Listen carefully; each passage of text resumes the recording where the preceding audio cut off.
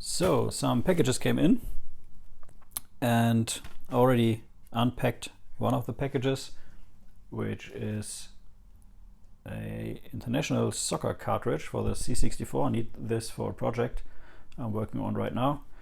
Already talked about this project sometimes, and there's another package which contains stuff I need for this. So this is international soccer package cartridge.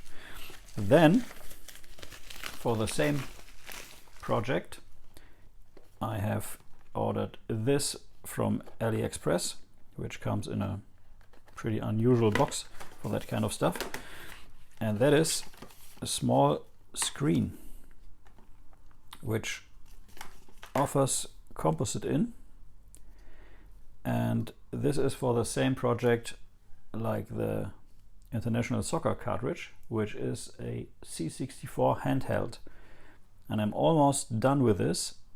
Have to do some testing and stuff, and part 1 will be out in a week or two, I guess. This will definitely be a two-parter because it's quite a undertaking to build this project. So this is the screen for that. Then there's this, and this came from, I guess, Ami Kit, and this is a PiStorm, which is the Amiga 68000 replacement. You plug it into your Amiga, you put in a Raspberry Pi 3, and you get pretty much more performance, more memory,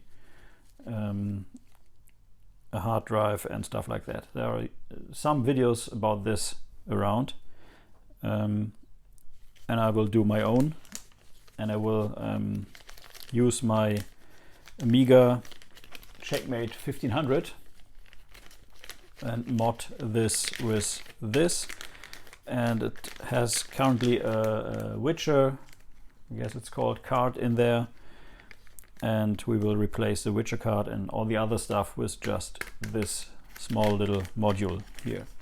Another project coming up pretty soon. Then we have another package which came in from Spain, and thank you for your order. And that is also for a project.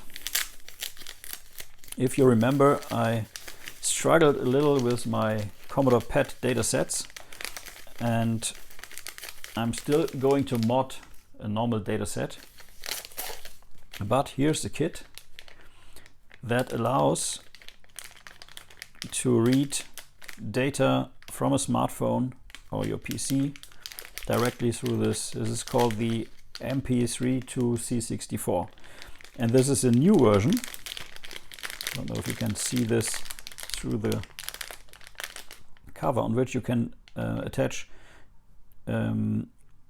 another data set to save programs on. So you can input from the smartphone and save to a data set, even on a C64, which does not have two dataset ports like the PET.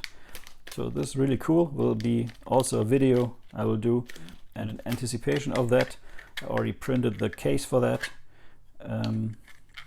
Yeah, it will be pretty neat. And then, last but not least, during my holiday, I was in Spain for a few weeks, this arrived.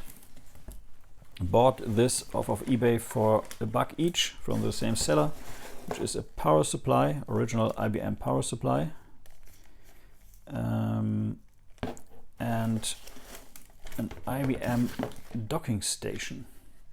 And I already have the matching computer or laptop, I think. So let's check out if this will fit. So here's the machine. It's an IBM Thinkpad.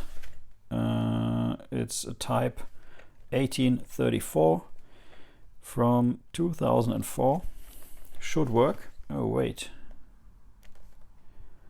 Actually, this does not have any way to plug into a docking station. What am I missing? I'm an idiot. I did indeed order this docking station. I didn't check if it has the right connector for it. I only wanted to get the power supply because this came without a power supply.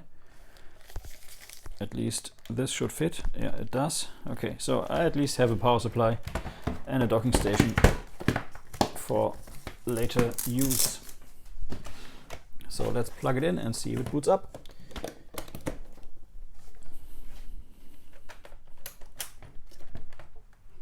It's in pretty nice condition, all in all. Let's see. Oh, and it does boot up indeed. As you can see, it has a Celeron M processor. It's not the fastest machine around, but I like it for some retro stuff because it does have a built-in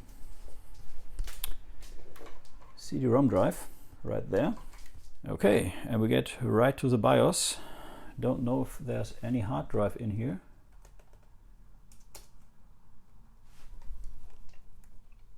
Let's see what happens.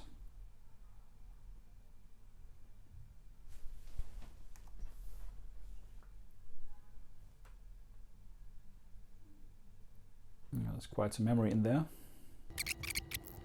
We let it count, I guess.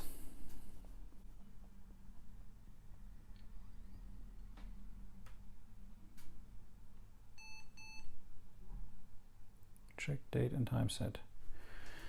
Okay, let's set date and time.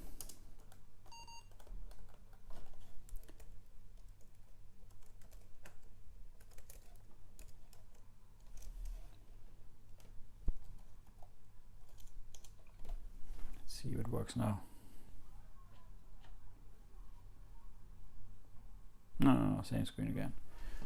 So this.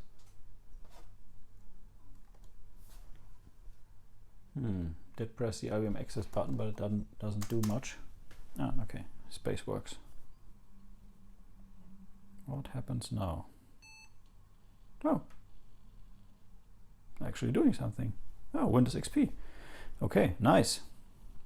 So this seems to have a working hard drive, and it's even booting.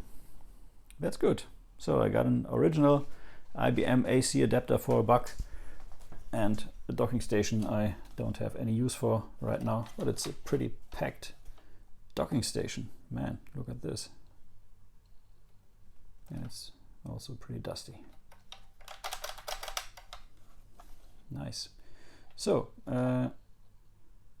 this actually is, it doesn't say from when it is. Okay, cool. Okay, so we are in here. Let's see what we have.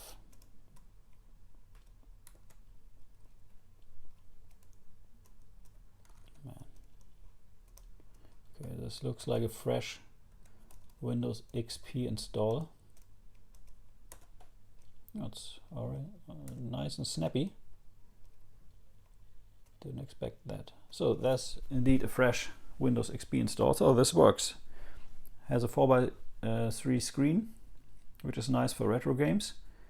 And I guess there will be a project when I will mod this to work with an CF card, stuff like that.